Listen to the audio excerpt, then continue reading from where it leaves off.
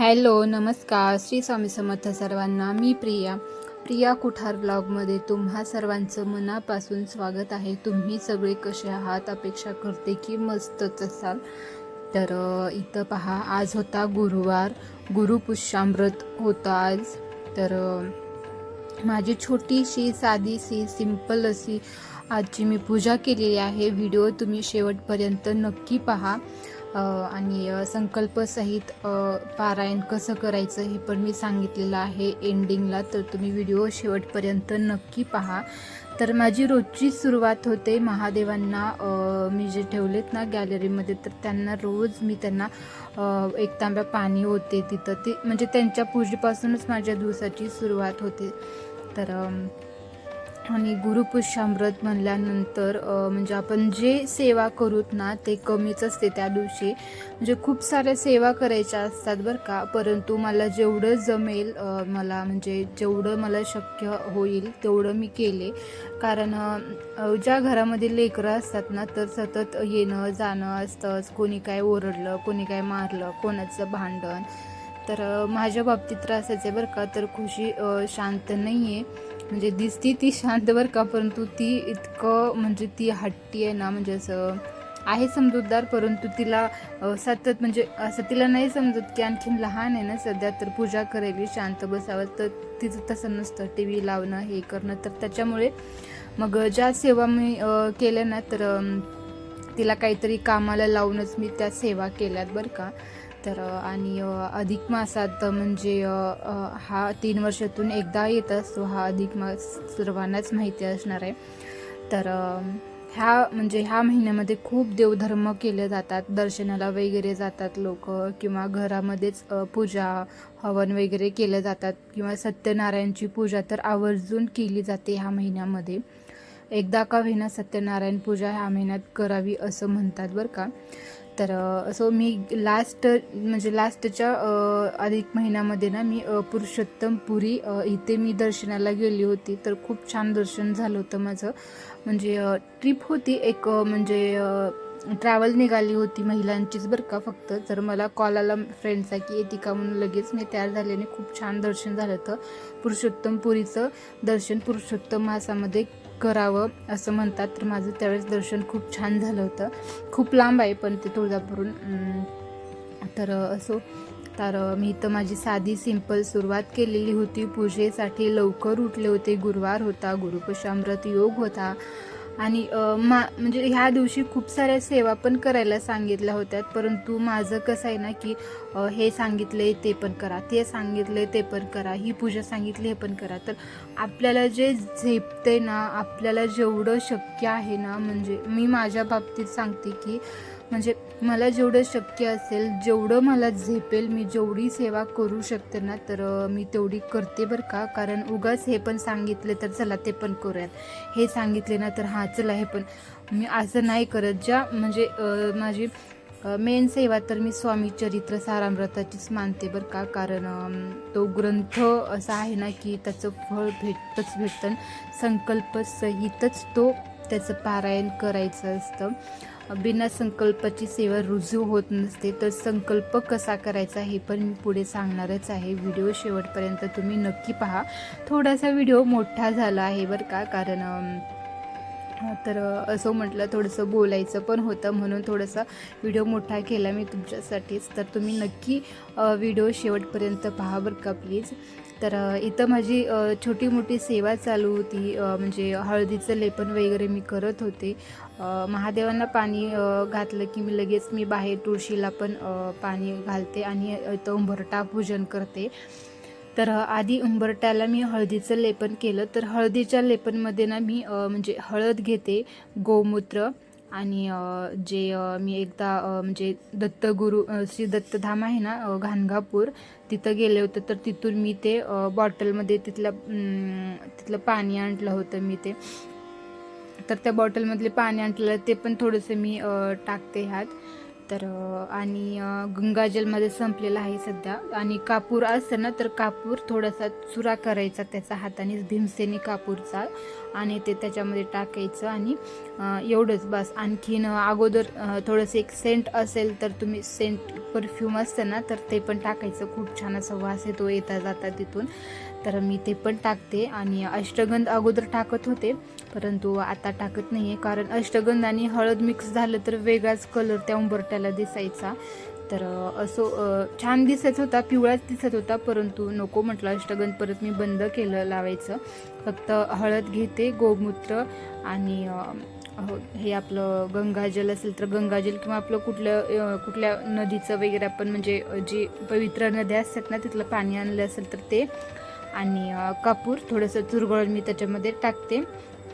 आणि ते थोडंसं आपलं नॉर्मल पाणी जे असतं ना ते पण मी घेते आणि टाकते. आणि परत मी त्याचं थोडंसं म्हणजे थोडंसं त्याचं पेस्ट करते, थोडंसं घट्ट असल्यासारखं, आणि चमच्याने मी ते लावते. कारण हाताने लावलं ना तर आपले 3-3 असे बोटाचे किंवा ठसे उमटले जातात, ते व्यवस्थित ते नाही दिसत, तर मग मी ते चमच्यानेच लावते. आणि माझी रांगोळी वगैरे झाली होती काढून, तर उंबरठ्यावरती मला कमळ काढायचं होतं, तर ते थोडंसं ओलं होतं, मी ते थांबलं. आणि तुळशीला मी पाणी ओतलं.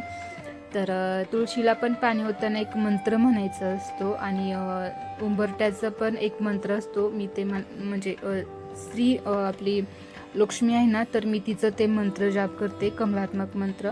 आणि तुळशीचा पण एक मंत्र आहे, तर तो मंत्र म्हणत मी पाणी ओतते. आणि शेवटी ओम नमो भगवते वासुदेवाय नमः हे असा एक जप मी करते तुळशीला पाणी ओतताना. तर छान असं मी तुळशीला पाणी वगैरे ओतलं. आणि गुरुवार होता तर त्या पाण्यामध्ये थोडीशी हळद पण टाकली होती. हळदीचं पाणी पण तुळशीला अतिप्रिय आहे, तर गुरुवारी हमखास मी ते करते. तर इथं पहा, तुळशीला वगैरे पाणी घालेपर्यंत थोडंसं इथं नॉर्मली असं सुकलेलं होतं, म्हणजे वाळलेलं होतं हा उंबरठा. तर मस्तपैकी मी तर कमळ काढले आणि स्वस्तिक काढले. तर स्वस्तिक नेहमी असं अधिक चिन्ह करून नाही काढायचं, तुम्ही पाहिलं असेल मी कसं काढले, नेहमी तसं काढते मी स्वस्तिक. तर दोन्ही साईडने स्वस्तिक वगैरे काढलं छान असं, मध्ये मस्तपैकी कमळ काढलं. तर इथं जेवढे माझ्याकडून सेवा म्हणजे मी करते ना, म्हणजे जेवढे शक्य असेल तर तेवढी मी ह्या दिवशी सेवा वगैरे करते. आणि म्हणजे ते मंजुळवात जे असते ना, तर सध्या खूप ते पण म्हणजे चांगली सेवा आहे ती पण. तर मी ते शुक्रवारी करणार, म्हणजे आज करणार आहे, त्याचा पण व्हिडिओ मी नक्की बनवेल मंजुळवातीचा.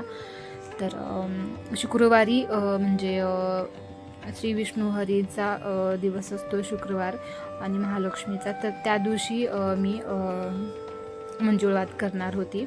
तर इथं छान असं उंबरठा वगैरे पूजन मी झालेलं होतं. म्हणजे पहा ना, इतकं असं दिसायला किती छान दिसतंय ना, परंतु ह्याच्या मागत ना खूप मेहनत असते बरं का. खरंच ते साचा वगैरे टाकते वेळेस ते रांगोळी परत रिटर्न त्या डब्यामध्ये ओतायचं म्हटलं ना की ओतताना हाताने मात्र खाली सांडतंच बरं का.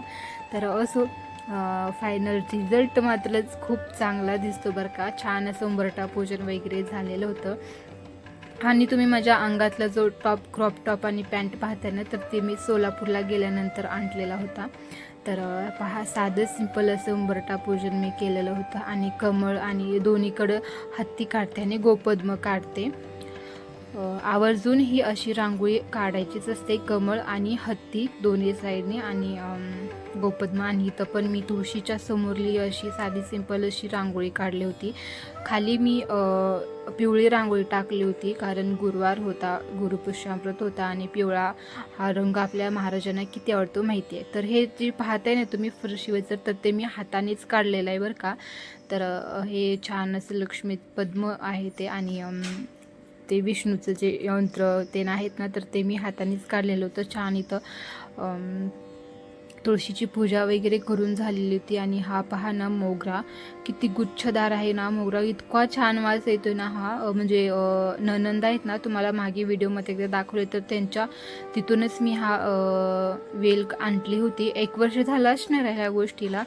तर म्हणजे पहा ना किती म्हणजे सावकाश ते फुटलं व्यवस्थित, परंतु आलं. तर असो, संयम असतो, प्रत्येक गोष्टीला थांबावंच लागतं. लगेच झाड लावलं आणि लगेच आलं असं नाही होत. तर खूप दिवस मी मोगऱ्याची वाट पाहिली त्या फुलाची. फायनली त्याला फुलं लागत आहेत. आता उन्हाळ्यामध्ये तर ते जास्ती भरतं असं म्हणतात. तर असं आतमध्ये आले मी तुळशीला वगैरे पाणी घालून. परत इथं मस्तपैकी मला देवपूजा करायची होती. तर सकाळ सकाळी लवकर मीच उठत असते. हे दोघं थोडंसं उशिरा उठतात. ते उठण्याच्या आधी मी पूजा वगैरे माझं जे काही आरती वगैरे आहे ते सगळं मी इथं आवरून घेते.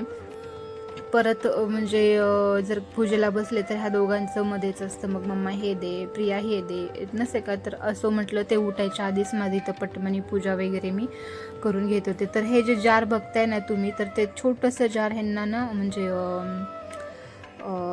ब्लड डोनेट केल्यानंतर ते गिफ्टमध्ये भेटलं होतं. तर मी त्याच्यामध्ये मस्तपैकी देवपूजेचं पाणी ठेवते. आणि हा जो तुम्ही ओढणी बघताय ना माझ्या, मी जी घेतले ना ओढणी, तर ते ना ह्यांना आणली होती वापरायला. तर मी म्हटलं ते तुम्ही नाही वापरायचं, ते मी वापरणार आहे. अजिबात तुम्ही नाही हात लावायचं त्याला. कारण मी पूजेला बसले ना की मी ओढणी घ्यायचंच विसरते. आणि परत मी पूजा करते वेळेस आपल्याला उठायचं नसतं अर्ध्यातून. तर अर्धीने मी पूजा वगैरे झाली की मग ज्यावेळेस आपण ग्रंथ वाचायला घेतो तर त्यावेळेस हमखास आपल्याला डोक्यावरती काही तर लागतंच.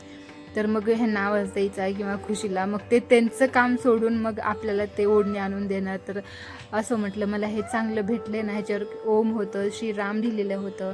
म्हणून मी म्हटलं की ह्यांना मी ओढणी मीच घेणार. म्हणून ते ओढणी आता मीच घेतली आणि देवापाशीच त्याची घडी घालून पण ठेवते. तर तुम्ही ते बालाजी बघितले ना, तर मी बालाजीला गेल्यानंतर ते मूर्ती मी आणले होते. माझ्याकडे बालाजीची मूर्ती नव्हती. एक फोटो होता, तो पण खूप खराब झाला होता. मी त्याला पाण्यामध्ये विसर्जन करून मला खूप इच्छा होती की बालाजीची मूर्ती मला घ्यायची आहे. मग अचानक म्हणजे ठरलं जाण्याचं तिकडं, फ्रेंड सगळे मित्र मिळून. तर मग त्यावेळेस मी ती मूर्ती तिथून घेतली. तर असं म्हणतात की ज्या ठिकाणचं आपल्याला म्हणजे देव घ्यायचा असतो ना, तर त्याच ठिकाणावर घ्यायचं. जसं की विठ्ठल रुक्मिणी पंढरपुरावरून, आणि म्हणजे म्हणतात असं, मला तर मी ऐकलं होतं. तर असं कुठून पण देव घेतलं तर देव काय सारखेच असतात. तिथला देव वेगळा नसतो. तर आपलं हावभाव म्हणजे देवाच्या बाबतीत कसं आहे, ते किती जिवंतपणे असतील तर ते जास्ती म्हणजे महत्त्वाचं असेल असं मला वाटतं. तर असं मग मी बालाजीला गेल्यानंतर ती मला खूप छान वाटली बरं का, म्हणून मी ती घेतली. आणि कृष्णाचं तर तुम्ही पाहिलं असलं, श्रीकृष्णाचं जे मुकुट होतं ना, तर ते चिटकावूनच टाकले मी फेविक्विकनं, कारण ते निघणार नाही म्हणून. आणि हे पहा विठ्ठल रुक्मिणी, मी हे तुळजापूरहूनच घेतलेले आहे. मी एका फ्रेंडसोबत गेली होती आणायला. आणि मला ना विठ्ठल रुक्मिणी पाठीमागट अशी कमान असते ना, प्रत्येक अगोदर जुने देव बनवत होते बघा, प्रत्येक मूर्तीच्या पाठीमागट अशी कमान असलेली. तर तसे देव कुठं म्हणजे भेटलेच नाहीत मला. हे विठ्ठल रुक्मिणी खूप शोधलं मी. तर माझी एक फ्रेंड म्हटली की चल इथं देव बनवते असं तसं म्हणून सांगितली. आणि पंचधातूचे वगैरे असतात. तर म्हणून मी तिथं गेली, बघितली. तर हे बघता क्षणी मला हे विठ्ठल रुक्मिणी इतके आवडले ना, म्हणजे किती तो विठ्ठल रुक्मिणीचा चेहरा हसरा दिसतोय ना, तुम्हाला दिसतंय का तो हसरा चेहरा. आणि मग तर जे म्हणजे विठ्ठलाला जसा म्हणजे लावतात ना ते चंदन आणि परत ते काळा बुक्का, मी सेम तसंच ते विठ्ठलाला लावते. आणि मस्तपैकी गुरुवार होता, श्री स्वामी समर्थांचा दिवस होता. मस्तपैकी लक्ष्मीचे 2 पावलं काढली, स्वामी समर्थांचं नाव. आणि गुरुवारची जी रांगोळी असते ना, तर ती मी तिथं काढली होती. आणि मस्तपैकी जे धूप असतं ना, कपधूप लावला आणि त्याच्यामध्ये मी कापूर असं ठेवत असते. तर पहा ना का, विठ्ठल रुक्मिणीचं जसं चंदन लावतात ना सेम, आणि आतमध्ये थोडंसं बुक्का लावतात, तर सेम मी तसंच लावते अष्टगंध. आणि आपल्या कुलदेवाला गुलाल असतो. म्हणजे प्रत्येक देवांचे गंध वेगवेगळे असतात. मी तर प्रत्येकाने वेगवेगळेच लावते. प्रत्येक म्हणजे आता स्त्री देव असेल तर तिला हळद कुंकू लावायचं. तर हे पहा, ह्याच्या नारळाचं जे आहे ना ते कवटं, तर त्याच्यामध्ये मी हे कप धूप लावते छान असं. तर मस्तपैकी मी झालेली होती पूजा वगैरे. इथं आरती करायची होती. तर रोज आरती असते माझी गणपती बाप्पाची, तर रोजच करते मी. आणि स्वामी समर्थांची म्हणजे रोज 2 आरत्या किंवा 5 आरत्या करायच्या असतात. तर ज्या देवांचा वार असतो त्या एक देवाची आरती आणि गणपतीची आरती, अशा 2 आरत्या तर होताच होतात. तर दुपारी पहा खुशीचं काय चालू होतं, तिनं ज्यूस सेंटर ओपन केलेलं होतं. आणि खुर्चीवरचं जे बसले ना तर ते तिचा क्लायंट होता. आणि हे पहा तिची लिस्ट, म्हणजे menu card, watermelon juice, orange juice, apple juice, grape juice आणि पाहिलं असेल तुम्ही ते. तर तिनं मला म्हटली होती की तुला कुठले ज्यूस घ्यायचं, तर मी तिला ऑरेंज ज्यूस सांगितलं आणि 20 रुपयाला तिनं मला एक ग्लास दिली, जे की मला नाही परवडलं.